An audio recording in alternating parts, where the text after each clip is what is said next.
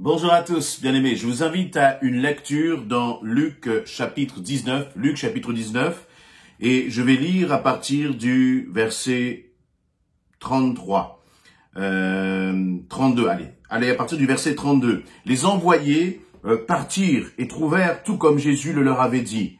Pendant qu'ils détachaient l'ânon, ses propriétaires leur dirent « Pourquoi détachez-vous cet ânon ?»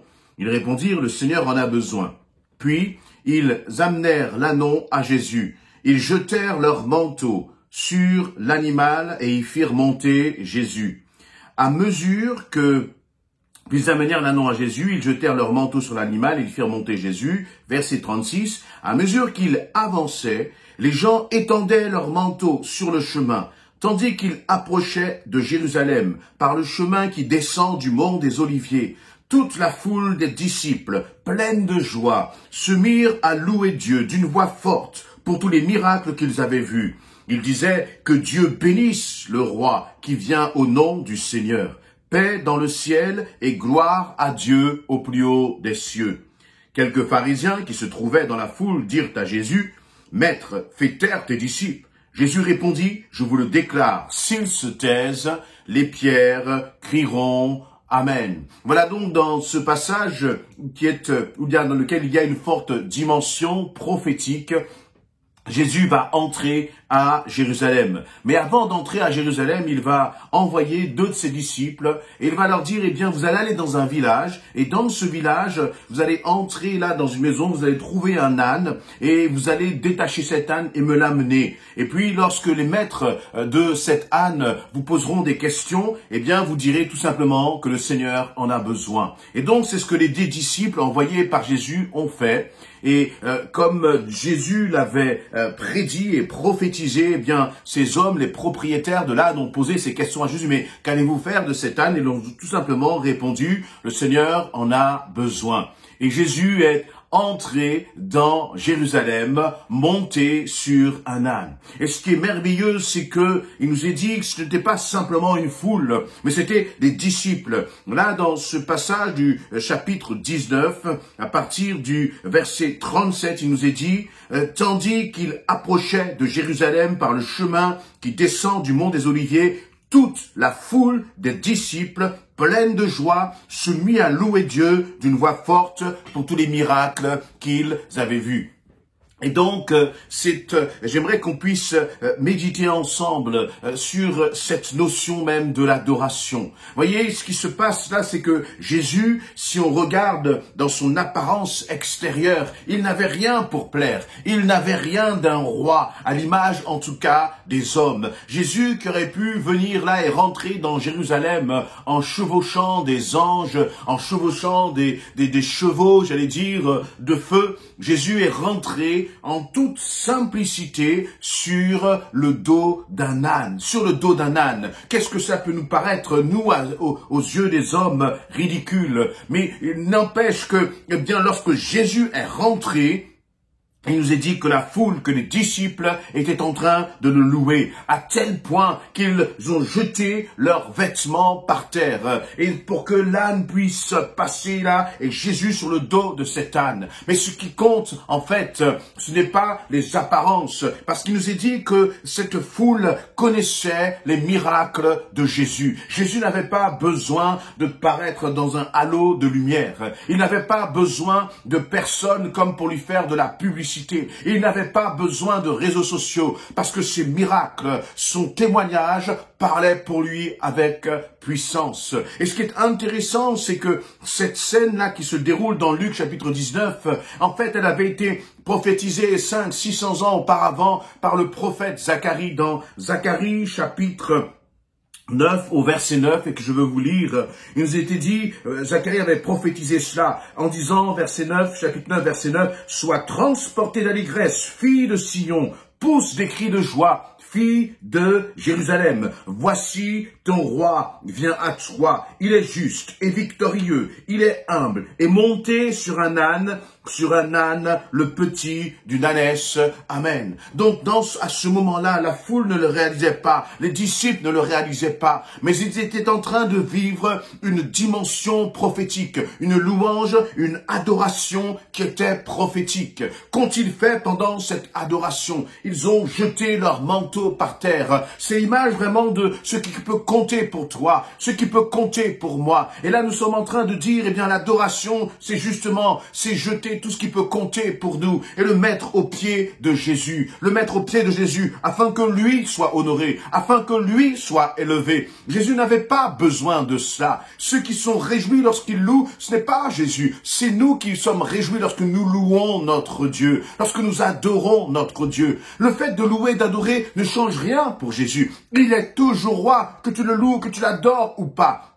Mais par contre, lorsque toi tu entres dans cette dimension d'adoration, alors c'est ton cœur qui est encouragé parce que tu reconnais ce que Dieu a fait, tu reconnais sa grandeur, tu reconnais sa puissance. Et j'aimerais t'encourager à louer Dieu au-delà des circonstances. Là, si on regarde encore ces circonstances, on pourrait se dire, mais ces disciples, imaginez, vous voyez cette image, cette scène devant vos yeux, et vous dites, mais ces gens sont fous, ils sont en train de proclamer un homme qui est roi, et cet homme-là est simplement sur un âne, vêtu très certainement de façon la plus simple possible, de façon modeste, et en lui, il voit un roi. Est-ce que toi, tu vois aussi en Jésus un roi, malgré les circonstances, malgré ce que tes yeux voient, malgré peut-être justement les situations que tu ne comprends pas? Je t'invite à vraiment lever les yeux et voir au-delà des circonstances, de voir au-delà de ce qui est matériel, et de voir en ton Jésus le roi des rois et le Seigneur des seigneurs, celui qui peut changer et transformer les situations. Ne te laisse pas impressionner par les circonstances.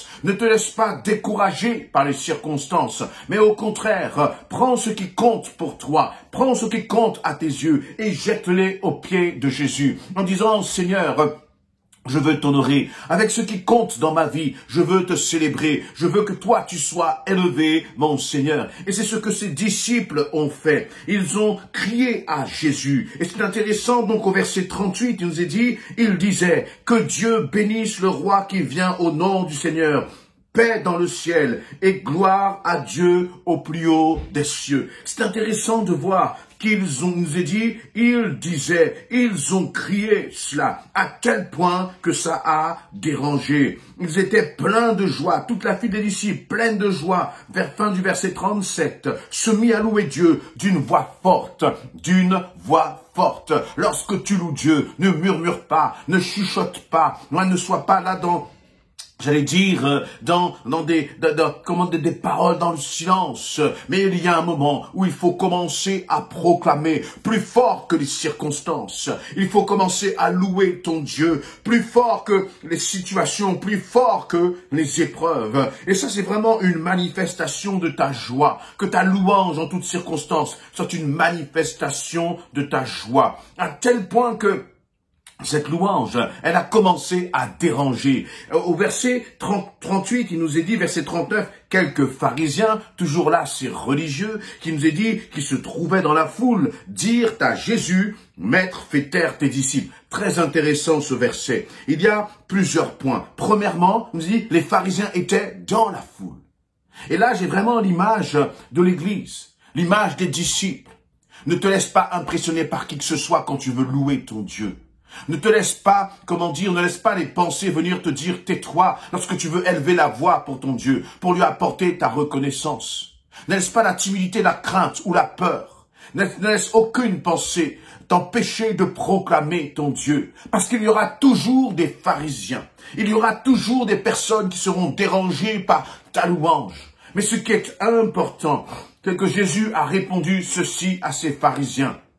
À ces empêcheurs, de tourner en rond, à ces empêcheurs d'adorateurs. Jésus répondit, je vous le déclare, s'ils se taisent, les pierres crieront. Que les pierres ne crient pas à ta place, mais que toi tu apportes ta louange, que toi tu apportes ton adoration, que toi tu apportes ta prière personnelle à ton Dieu. N'écoute pas les ennemis qui sont dans la foule, n'écoute pas les séducteurs, n'écoute pas les fausses pensées qui veulent te faire taire et qui sont là dans la foule, mais continue de toujours proclamer ton Dieu. Voyez, cette foule, c'est aussi l'image parfois dans nos pensées. Nous avons le désir de louer le Seigneur. Nous avons le désir d'adorer. Et puis il y a des pensées qui viennent nous empêcher de faire cela. Mais peu importe, sois déterminé en toute situation, en toute circonstance, à proclamer la grandeur de ton Dieu. Ce qui est intéressant, c'est que cette foule louait Dieu pour les miracles qu'ils avaient vus. Toi aussi, tu as vu des miracles. Toi aussi, tu as vu Jésus agir dans ta vie. Toi aussi, tu peux remercier Dieu parce que tu as encore le souffle de vie. Alors, quand tu commences à compter les bienfaits de Dieu, cela doit amener à la louange. Cela doit amener à l'adoration. Une adoration qui est véritable. Une adoration qui te coûte, une adoration qui ne se laissera pas impressionner par les épreuves, qui ne se laisse pas impressionner par les circonstances. Et derrière tout cela, il y a quelqu'un qui est particulièrement en colère. Lorsque tu commences à louer Dieu, c'est l'ennemi de ton âme, c'est le diable. Et derrière ces pharisiens, il y avait le diable qui était en colère. À chaque fois que tu loues ton Dieu, à chaque fois que tu proclames sa grandeur, à chaque fois que tu te rappelles des bienfaits de Dieu dans ta vie, l'ennemi n'aime pas cela, le diable n'aime pas cela, et il va essayer de te faire taire. Mais prends le dessus, sois déterminé, quelles que soient les circonstances, réjouis-toi en toutes circonstances, loue ton Dieu en toutes circonstances, et ne laisse jamais l'ennemi te faire taire. Cette foule, elle était déterminée, ses disciples étaient déterminés à louer Dieu. Leur louange consistait à dire que Dieu bénisse le roi qui vient au nom du Seigneur. Jésus va revenir. C'est une bonne raison de le louer. Jésus va revenir pour chercher les siens. C'est une bonne raison de l'adorer. Paix dans le ciel. Combien avons-nous besoin de paix dans cette période qui est si perturbée? Combien nous avons besoin de voir la gloire de Dieu agir? Mais proclame-le de ta bouche, proclame-le à haute voix. Lorsque tu es dans ta maison, lorsque les circonstances sont pesantes, lorsque la situation devient, impossible à vivre, élève la voix et proclame ton Dieu. Proclame ton Dieu. Personne ne te fera taire comme ces hommes ont voulu faire taire cette foule. Et Jésus l'a appris, comme la défense de ses disciples face justement à l'ennemi qui voulait faire taire cette louange. Jésus a dit, je vous le déclare, s'ils se taisent, les pierres crieront. Ce qui signifie que personne ne pourra empêcher que notre Dieu soit loué. Personne ne pourra empêcher que notre Dieu soit célébré. Mais ne te tais pas, ne ferme pas ta bouche, ne laisse personne louer à ta place. Mais toi, proclame la victoire de ton Dieu sur ta situation, sur ton église, sur ton travail, sur ta vie professionnelle. Proclame que ton Dieu est grand. Proclame que ton Dieu est aux commandes. Proclame que tu places ta confiance en lui. Ne te tais pas, mais élève ton Dieu dans le nom précieux de Jésus-Christ. Amen.